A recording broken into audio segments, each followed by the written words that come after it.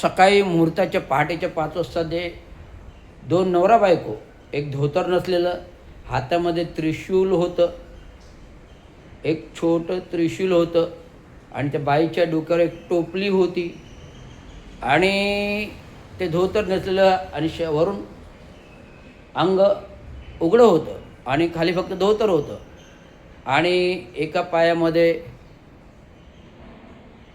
माळ होती, हातात रुद्राक्षासारखं होतं, हाताला गुंडळलेलं. तर ह्या आलेल्या पतीपत्नीने आजीला सांगितलं, आम्हाला शिदोरी वगैरे काय नको, तुमचा तो लहान मुलगा कुठे आहे, तो आम्हाला दाखवा. तर म्हणे तो झोपला आहे, नाही त्याला उठवा दाखवा. ती म्हणते, आजी म्हणाली, तो सातत्याने आजारी असतो, तो चालू शकत नाही, उठू शकत नाही. मला उठवलं.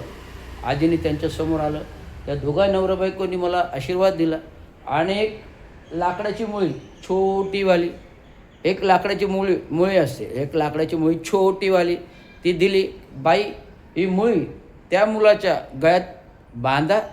ती मुळी म्हणजे त्याचं रक्षण आहे, जो तो मोठा होईपर्यंत ही गळ्यात राहील आणि मोठं झाल्यानंतर ही गायब होईल. तर अशा प्रकारे ही मुळी दिली आणि मुळी आजीने तात्काळ माझ्या गळ्यात बांधली. आणि तिथून काय चमत्कार, तर माझं संपूर्ण आजारपण गेलं. जे काही मी चालू शकत नव्हतो, चालू लागलो. जे आशीर्वाद देणारे आजी त्यांना थांबा म्हणाली आणि आतमध्ये तांदूळ आणायला गेली. तांदूळ आणण्यापर्यंत ते दोघंही नवरा बायको गायब झाले. तर माझ्या आजीने बाहेर येऊन चाळीचं ते टोक, ते चाळीचं हे टोक, ते चाळी 10पर्यंत टोक आहे, ते चाळीचं हे टोक, हे बघितलं. कुठेच काही ते नवरा बायको दिसेनात. अचानक गायब गायब झाले. तेव्हा आजीला ती कुणकुण लागली. लागल्यानंतर तिने ज्योतिषाला विचारलं.